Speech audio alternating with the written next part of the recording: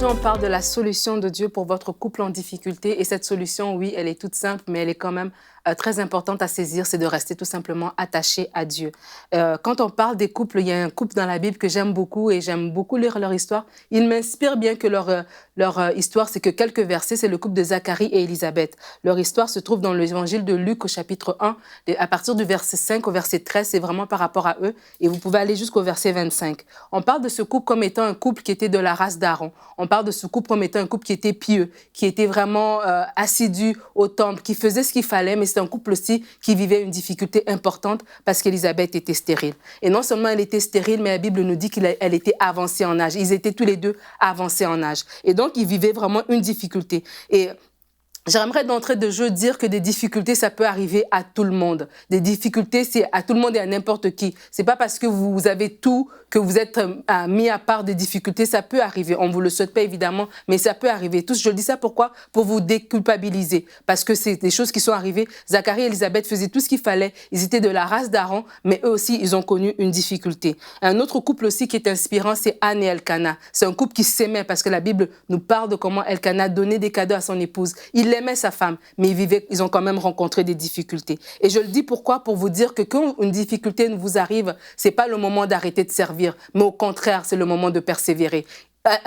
Zacharie et Élisabeth avaient une difficulté de couple, mais quand la Bible nous parle de leur histoire, on trouve que Zacharie est au temple. C'était son tour du service, il était là en train de servir. Et vraiment, dans le plus fort de la tempête, toi aussi, accroche-toi à Dieu. Toi aussi, tourne-toi vers Dieu. Comme les disciples l'ont fait dans la barque, alors que la tempête était vraiment à son point culminant, ils sont tournés vers Jésus pour dire, Maître, sauve-nous. Tu dois te retourner vers Dieu et dire, Seigneur, viens me sauver. Seigneur, interviens dans ma situation. Seigneur, je me tourne vers toi. Et c'est vraiment un défi de servir. Et là, je parle peut-être à des couples que vous êtes dans le service, dans l'église, peut-être des couples pastorales, peut-être des diacres, peut-être des anciens. Vous êtes vraiment impliqués, des chantres, peu importe. Et vous êtes impliqués dans le service de Dieu. Et c'est un défi de servir quand ça va mal à la maison, quand ça va mal dans votre couple. Et ce défi doit être tout simplement vaincu. Et pour pouvoir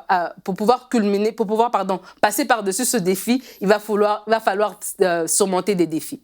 Et il y a 4 défis que j'ai envie de vous partager ce matin que vous devez surmonter pour pouvoir continuer à rester accroché à Dieu.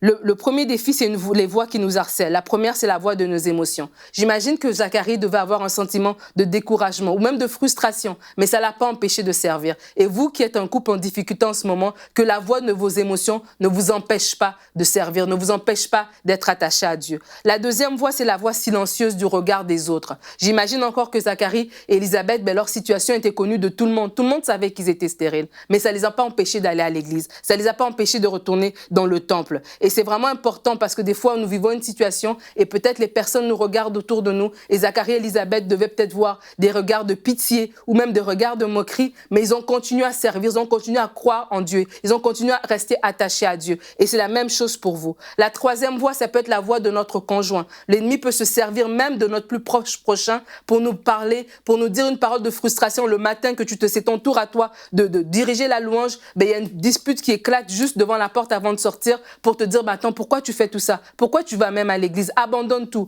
Et cette voix de frustration qui va peut-être te dire, toi, tu vas aller parler aux gens, tu es sûr que c'est toi, tu es appelé. Cette voix-là, c'est la voix de l'ennemi qui se sert des personnes pour nous décourager. Mais faites taire cette voix dans votre vie.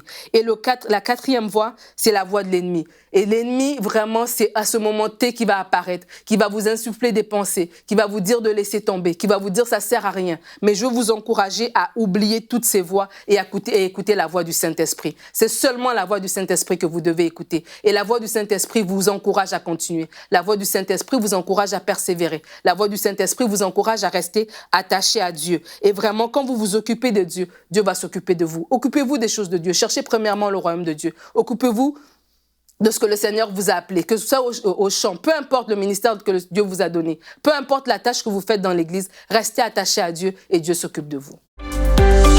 Retrouvez la suite de ce programme dans l'émission Bonjour chez vous sur ENCI TV.